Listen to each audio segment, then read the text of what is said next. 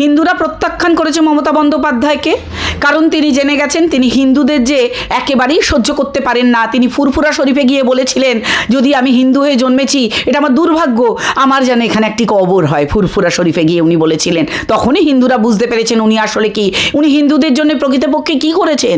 কিচ্ছু করেননি হিন্দুদের জন্য।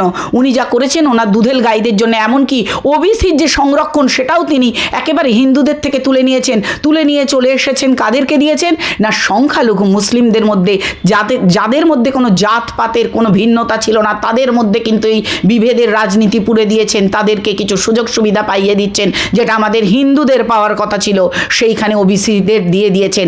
এছাড়াও আমি বলবো উনি একেবারেই হিন্দুদের যে ভোট রক্ষা করতে চাইছেন, যে ভোটে যাতে হিন্দুরা একটুখানি হলেও তাকে সাহায্য করে, সেই সাহায্য তিনি কোনো মতেই পাবেন না।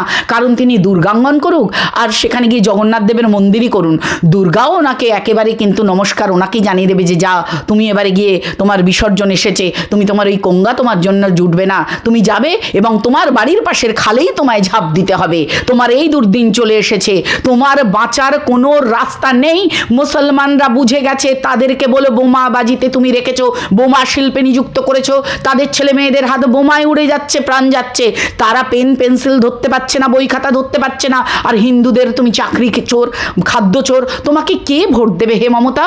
তোমাকে অতএব পশ্চিমবঙ্গবাসী টাটা বাই বাই করে দিয়েছে, এবারে বিদায় নাও। কারণ তুমি তো নিজেই গান গেয়েছিলেন, আপনি তো নিজেই গান গেয়েছিলেন, আমার যাবার সময় হলে দাও বিদায়। তো অতএব আপনার যে যাবার সময় হয়েছে আপনি সেটা আগেই বুঝেছেন, এবং পশ্চিমবঙ্গবাসী আপনাকে সেইটুকু অন্তত ভালোবাসে আমি বিশ্বাস করি।